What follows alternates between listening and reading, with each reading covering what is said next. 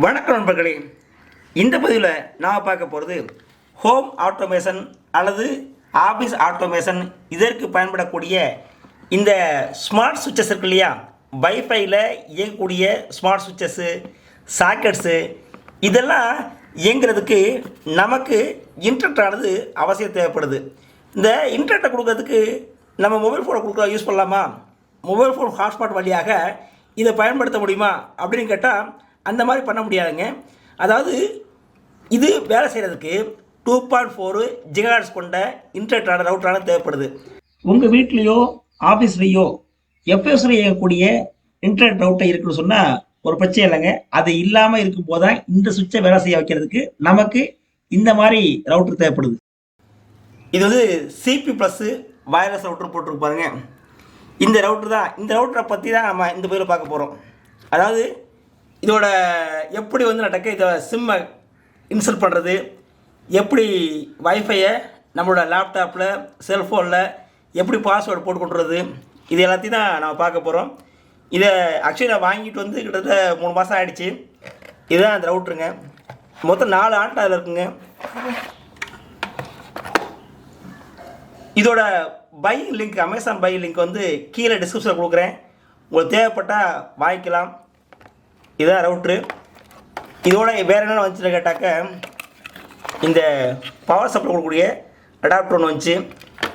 அதுக்கு பக்கத்தில் பார்த்து சொன்னாக்க இந்த பேட்ச் கார்டு RJ45 பின் அடித்த பேட்ச் கார்டு ஒன்று வந்துச்சு. இதுதான் வந்துச்சு கூட. இதோட ஃப்ரண்ட் சைடில் CP+ சொல்லி கொடுத்துருக்காங்க. இந்த இடத்துல பார்த்து சொன்னாக்க இது பவர் சப்ளை இருந்துச்சு சொன்னால் லைட் எரியும், இது வைஃபை இருந்தால் லைட் எரியும். இது வந்து நட்டாக்க மொபைல் ஃபோன் வந்து லிங்க் ஆகிடுச்சு சொன்னால், அதாவது மொபைல் டவரோட லிங்க் ஆகிடுச்சு சொன்னால் லைட் எரியும்.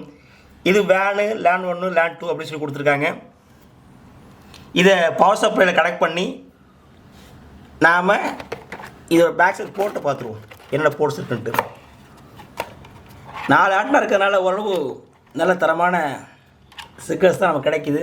இந்த ஃபஸ்ட்டுக்கு பாருங்கள், இது வந்து பவர் சப்ளை கொடுக்கக்கூடியது 12 V DC சப்ளை. இதுக்கு அடுத்ததாக இருக்கு பாருங்கள், இது ரீசெட் பின்னு. இது ரெண்டும் லேண்ட் 1, லேண்ட் 2. இது வந்து வேனு. இந்த கடைசியாக இருக்கு பாருங்கள், இதுதான் சிம் கார்டு ஸ்லாட்டு. இதெல்லாம் சிம் கார்டு நம்ம இன்சர்ட் பண்ணணும். நம்மள்கிட்ட 4G இருக்குன்னா 4G சிம் கார்டை இன்சர்ட் பண்ணிவிட்டு 4G மட்டும் இல்லை 2G 3G எல்லாமே இதில் எடுக்கும். இப்போ இந்த ரவுட்டரில் சிம் கார்டை வந்து எப்படி இன்சர்ட் பண்ணுறது அப்படின்னு சொல்லி பார்த்துலாம். முதல்ல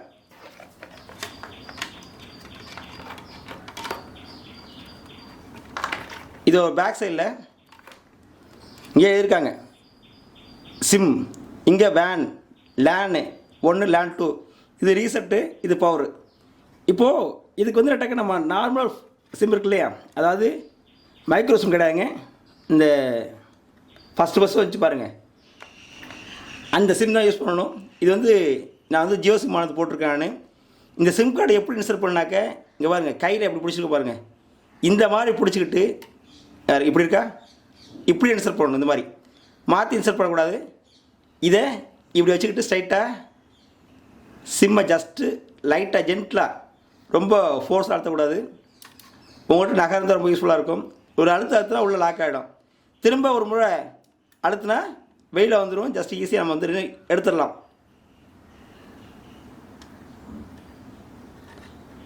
சிம் கார்டு போட்டுட்டு இது பவர் சப்ளை கொடுத்துடலாமாங்க. சரிங்க,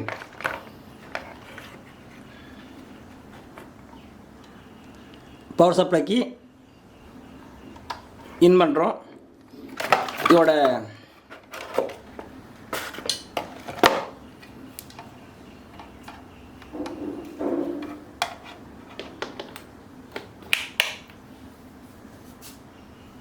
நான் பவர் கொடுத்துட்டேன். இப்போ இந்த மோடத்துக்கு சப்ளை வந்துருச்சு. இப்போ ரைட்டு, இது ஃபஸ்ட் லைட்டு தெரியுதா உங்களுக்கு?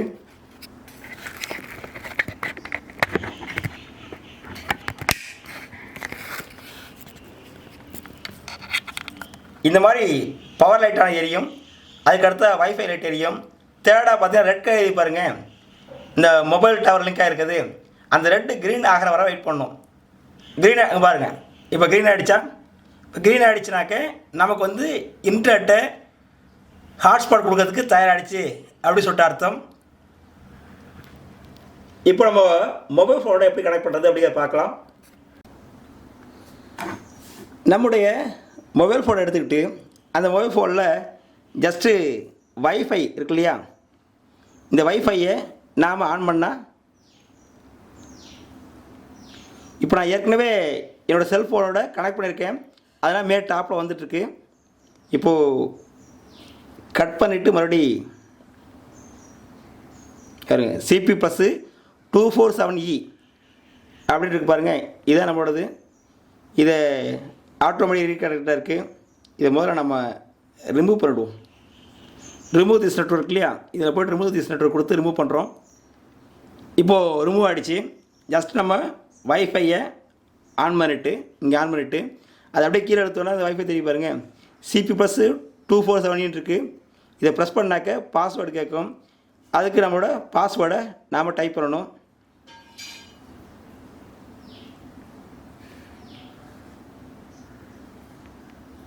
கொடுத்துட்டு ஓகே கொடுத்துட்டாக்க வைஃபையோட லிங்க் ஆகிடும்.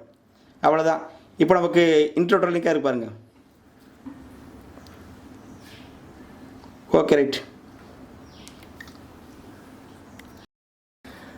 அடுத்தது நம்ம இதில் உள்ள வைஃபை பாஸ்வேர்டை எப்படி மாற்றுறதுன்னு பார்த்துடலாம். ஏன்னா வைஃபை பாஸ்வேர்டை டிஃபால்ட்டு பாஸ்வேர்டில் இருந்துச்சு சொன்னால் ஈஸியாக நெட்டில் போய் தேடினாவே அந்த பாஸ்வேர்டு கிடச்சிரும்.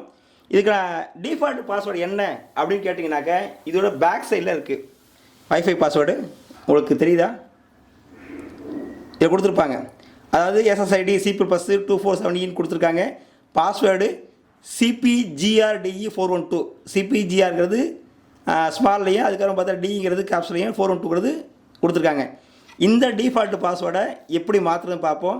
அதுக்கடுத்த வைஃபை இருக்கு இல்லையா, வைஃபை இதை வந்து ரெண்டாக நம்மளோட லேப்டாப் வழியாக பார்க்க முடியும். இது ஒரு ஐபி அட்ரஸை கொடுத்து லேப்டாப் வழியாக பார்க்க முடியும்.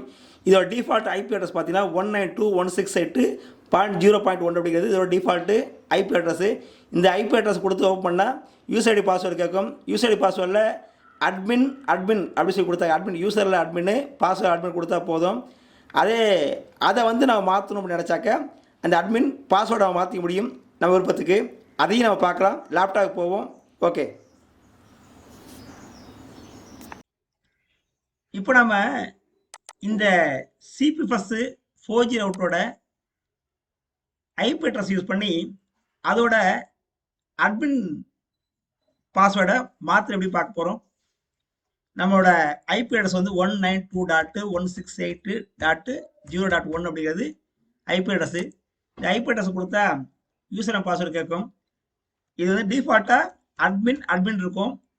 User name admin, password admin. நமக்கு தேவையான பாஸ்வேர்டை மாற்றிக்கலாம். இப்போ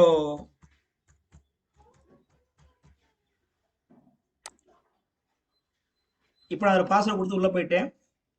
இப்போது சிஸ்டம் மேனேஜ்மெண்ட் இருக்கு இல்லையா, இங்கே போயிட்டு மேனேஜ் பாஸ்வேர்டு இருக்கு இல்லையா, இங்கே போயிட்டு இதில் ஓல்டு பாஸ்வேர்டு கொடுங்க, இதில் நியூ பாஸ்வேர்டு கொடுங்க, கன்ஃபார்ம் பாஸ்வேர்டு கொடுங்க. சேவ் கொடுத்தாக்க புதிய பாஸ்வேர்டானது நம்ம கொடுத்துக்கலாம். அதாவது யாராவது இதோட அட்மின் உள்ளே போயிட்டு பாஸ்வேர்டை மாற்றி யூஸ் பண்ணலாம் இல்லையா, அதனால் அப்படியே கொடுத்துக்கலாம். வைஃபை பாஸ்வேர்டு எப்படி மாற்றணும்னு கேட்டாக்க இந்த வைஃபை செட்டிங்ஸ் இருக்கு இல்லையா, அதுக்குள்ளே போங்க. வைஃபை செட்டிங்ஸ்குள்ளே போங்க. இங்கே பார்த்து சொன்னாக்க வைஃபை நேம் இருக்கும். இந்த வைஃபை நேமு நம்ம மாற்றிக்கலாம் நம்ம விருப்பத்துக்கு. நம்ம பேரோ, நம்ம ஆஃபீஸ் நேமோ, அல்லது நம்ம தெரு பேரோ ஏதோ ஒன்று கொடுத்து நாம் வந்து நம்மளை மென்ஷன் பண்ணுற மாதிரி கொடுத்துக்கலாம்.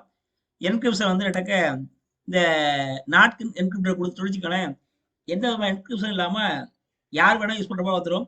இந்த WPA2PSK இருக்குல்ல, இதில் போயிட்டு பாஸ்வேர்டு இருக்கு இல்லையா, இந்த பாஸ்வேர்டை நம்ம விருப்பத்துக்கு மாற்றிக்கலாம். மாற்றி சேவ் கொடுத்துட்டோம்னாக்க யாரும் வைஃபையை டிஃபால்ட் பாஸ்வேர்டை யூஸ் பண்ண முடியாது. இதோட டிஃபால்ட்டு வைஃபை பாஸ்வேர்டு கேட்டீங்க சொன்னால் CP-GR-DE-412 அப்படிங்கிறது. CP-GR-DE-412ங்கிறது இதோட பாஸ்வேர்டு. இது எல்லாமே ரவுட்டருக்கு பேக் சைடில் இருக்கும். அந்த ஒரிஜினல் பாஸ்வேர்டை நம்ம மாற்றிக்கலாம். ஒருவேளை நமக்கு வந்து நடக்க இந்த பாஸ்வேர்டு எல்லாம் மறந்து போய்ட்டு சொன்னாக்க பேக் சைடில் இருக்கக்கூடிய வைஃபை பேக் சைடில் இருக்கக்கூடிய ரீசெட் பட்டன் யூஸ் பண்ணி நாம் ரீசெட் பண்ணிக்கலாம். ரீசெட் பண்ணி புதுசாக நம்ம விருப்பத்துக்கு யூஸ் ஐடி பாஸ்வேர்டெலாம் கொடுத்து லாகின் பண்ணிக்கலாம். இந்த ஃப்ளோ சுவிட்ச் இருக்குல்லங்க, ரைட் சைடு கார்னரில், இதை நம்ம ஃப்ளோ சுவிட்சை கொடுத்தோம்னு சொன்னாக்க நெட்வொர்க் ஆனது இப்போ நெட்வொர்க் ஆஃப் ஆகிடுச்சு, இன்டர்நெட் கிடைக்காது. அதே ஃப்ளோ சுவிட்சை மறுபடியும் கொடுத்தோம்னு சொன்னால் நெட்வொர்க் ஆன் ஆகிடும். ரைட் ஹேண்ட் சைடில் என்ன நெட்வொர்க் யூஸ் பண்ணுறோம் காட்டும், அதோட டவர் சிம்பிள் எல்லாம் காட்டும். சரியாங்க, தேவையில்லைன்னு சொன்னால் லாக் அவுட் பண்ணி வெளில வந்துடலாம். ஆக்சுவலி இதில் 3 வகையான நெட்வொர்க் கான்ஃபரன்ஸ் இருக்குங்க. இதில் ஆப்ரேஷன் மோட் வந்து 4G மோடில் தான் இப்போ இருக்குது, அதாவது சிம் கார்டு போட்டு யூஸ் பண்ணுறதுக்காண்டி. அது கீழே போய்ட்டால் ரூட்டிங் மோட் ஒன்று இருக்கும், ஏபி மோட் ஒன்று இருக்கும். ரூட்டிங் மோடுங்கிறது வேற ஒரு இன்டர்நெட் ரவுட் இருக்கு இல்லையா, மோடம், அங்கேருந்து கொண்டு வந்து நம்ம இதில் வந்து ஜஸ்ட்டு RJ45 வேலை கொடுத்து நீங்கள் வைஃபையாக தயார் பண்ணி கூட யூஸ் பண்ண முடியும். இது போன்று நெட்வொர்க் சம்மந்தப்பட்ட பதிவுகள், எலக்ட்ரிக்கல் சம்மந்தப்பட்ட பதிவுகள் தொடர்ச்சியாக நம்ம சேனலில் போஸ்ட் பண்ணிகிட்டே இருப்பேன், நீங்கள் காணலாம். இதுவரை நீங்கள் நம்ம சேனலை சப்ஸ்கிரைப் பண்ணலாம், சப்ஸ்கிரைப் பண்ணுங்கள். புதிதாக வந்திருக்கக்கூடிய வீடியோ சப்ஸ்கிரைப் பண்ணுங்கள். நன்றி நன்றி நன்றி.